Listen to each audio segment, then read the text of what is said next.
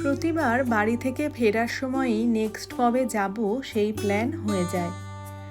যেহেতু বাড়ি যাওয়া মানে অন্তত 2 উইকসের ছুটি তো লাগেই, তাই বছরে 2-3 বার যাওয়াটা সত্যিই একটু ডিফিকাল্ট। বাড়িতে অনুষ্ঠান থাকায় এই বছর মার্চেই বাড়ি গেছিলাম, তবুও পুজোতে বাড়ি ফিরবো না এটা যেন ভাবতেই পারি না। এই সময় বাংলার বাতাসেই যেন আনন্দ ভেসে বেড়ায়। পুজো দেওয়া, প্যান্ডেল হপিং, সব বন্ধুরা এক জায়গায় হয়ে আড্ডা দেওয়া, এগুলোই তো বারবার আমাদের রুটের দিকে আকর্ষণ করে। প্রতিবার মহালয়ার পরপরই বাড়ি যাই, কিন্তু এবার একটু দেরি হয়ে গেল। মাঝে মাঝে পুরনো ভিডিওগুলো দেখতে বেশ ভালোই লাগে। ফোন ঘাঁটতে ঘাঁটতে দেখলাম আগের বারের কিছু ভিডিও ক্লিপস আমার ফোনে রাখা রয়েছে। ভাবলাম তোমাদের সাথে ফ্ল্যাশব্যাক হিসেবে সেগুলো শেয়ার করে নিই। ঠিক 6 মাস আগের কিছু মুহূর্ত তুলে ধরলাম এই ভিডিওতে। তোজো তখন কথা বলতে তো পারতো, কিন্তু এখন যেরকম সব সময় তার মুখে কথা ছুটছে ততটাও কিন্তু বলতে পারতো না। আর এই যে পুচকিটাকে দেখছো, রাহি, আমার ভাইজি, ও কিন্তু তখন সবে সবে বসা শিখেছিল, তবুও সেটা হেলান দিয়ে, শুধু কিন্তু সাপোর্ট ছাড়া বসতে পারতো না। আর এখন শুনছি সে নাকি দৌড়ে বেড়াচ্ছে। তাহলেই ভাবো 6 মাসে বাচ্চাদের মধ্যে কতটা চেঞ্জ হয়। তো এই সবের জন্যই আমরাও ওয়েট করছি, আর আমাদের বাড়ির লোকও ওয়েট করছে। বাড়িতে সবাই ওয়েট করছে তোজোকে দেখবে বলে, তোজোর সাথে গল্প করবে বলে। আর আমি ওয়েট করছি আমার এই পুচকুটাকে দেখবো বলে, যে কতটা দুষ্টু হয়েছে আর কত কিছু নতুন নতুন জিনিসও শিখে গেছে। তোজো দেখেছো কেমন বড় দাদার মতো বনুকে কেয়ার করছে। বনুকে আবার খাইয়েও দিচ্ছেন তিনি, আবার বনুর সাথে খেলা করছে। আর আমাদের বাড়িতে অনেক ছোট ছোট বাচ্চা আছে, সবার সাথে তোজো বেশ আনন্দে মেতে থাকে।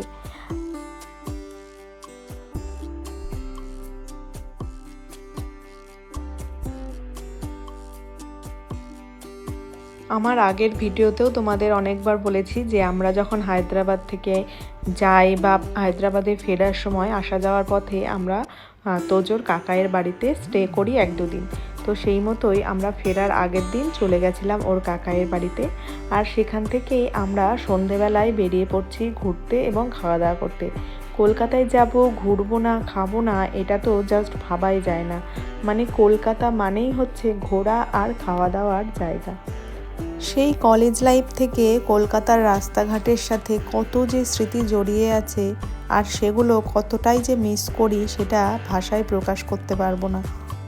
হায়দ্রাবাদ সিটিটাও আমাদের দুজনের বেশ ভালো লেগে গেছে, তবে কলকাতার সাথে যে নস্টালজিয়াটা জড়িয়ে আছে সেটা তো আর কোথাও পাবো না, তাই না? কলকাতার এই ফুচকা হায়দ্রাবাদে কী যে মিস করি সেটা বলে বোঝাতে পারবো না। এমনিতেই বরাবরই আমার ফুচকা ভীষণ প্রিয় একটি খাবার, কিন্তু হায়দ্রাবাদে মনের মতো কোথাও ফুচকা পায় না। অনেক খুঁজে খুঁজে 2-1টা জায়গায় আলু ফুচকা কিন্তু খুঁজে পেয়েছি, তবে এখানে বেশিরভাগ জায়গাতেই ঘুগনি দিয়ে ফুচকা দেয়, যেটা আমার একদম ভালো লাগে না। আমরা চলে গেছিলাম সিটি সেন্টারে। ওখানে তোজোর কাকাই আর কাকিয়া বলল তোজোকে কিছু জামা কাপড় কিনে দেবে। তো তোজোকে নিয়ে আমরা চলে গেলাম শপার স্টপে। সেখানে তোজো নিজেই নিজের জামা কাপড় পছন্দ করছে। সে ঘুরে ঘুরে এদিক ওদিক দেখছে যে কোনটা নেবে। আসলে সে চয়েস করছে না, সে সমস্ত জিনিসপত্র উল্টোপাল্টা করে দেওয়ার তার প্রচেষ্টা।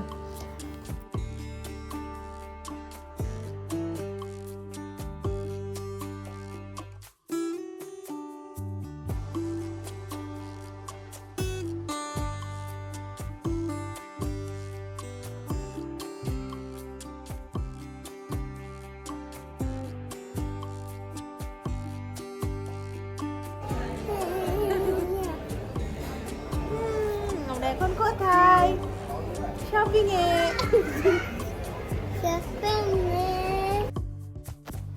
কলকাতায় গিয়ে প্রথম যে খাবারটা আমরা খাই সেটা হচ্ছে বিরিয়ানি, আর স্পেশালি সেটা আরসালানের বিরিয়ানি, যেটা আমার এবং সৈকতের দুজনেরই ভীষণ ফেভারিট।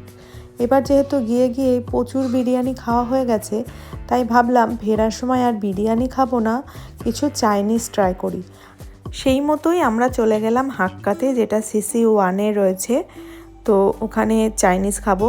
আর তোজোকে দেখো, তোজোর জন্য বাড়ি থেকে আমি অলরেডি খাবার বানিয়ে নিয়ে গেছি, তো সেগুলোই খাচ্ছে। জানি না, লাকিলি সেদিনকে ও ভীষণ শান্ত হয়েছিল। রেস্টুরেন্টে জেনারেলি ও এতটা শান্ত থাকে না। এবার আসি হাক্কার কথায়। হাক্কা হচ্ছে আমার আর সৈকতের দুজনেরই খুব প্রিয় একটা চাইনিজ রেস্টুরেন্ট, যেখানে আমরা ফ্রিকুয়েন্টলি আগে যেতাম, মানে যখন কলকাতায় থাকতাম। কিন্তু এখন সেরকমভাবে চাইনিজ আর খাওয়া হয় না, তাই এবার ট্রাই করতে গেছিলাম। এদের খাবারের টেস্ট ভীষণ ভালো ছিল, তবে এইবার গিয়ে আমার মেন কোর্সগুলো ততটাও ভালো লাগেনি, তবে স্টার্টারের টেস্টগুলো বেশ ভালো ছিল। আজকের ভিডিওটা এই পর্যন্তই। এরপরে আবার নতুন ভিডিও, মানে আমরা যে বাড়ি যাচ্ছি, বাড়ি গিয়ে কী করলাম, এই সমস্ত কিছু নিয়ে অবশ্যই তোমাদের জন্য একটা ভিডিও আনবো। সবাই ভালো থেকো, সুস্থ থেকো, আর অবশ্যই কিন্তু ভিডিওটা ভালো লাগলে লাইক এবং কমেন্ট করে দিও। আর যারা চ্যানেলে নতুন আছো তারা কিন্তু চ্যানেলটাকে সাবস্ক্রাইব করতে একদম ভুলো না।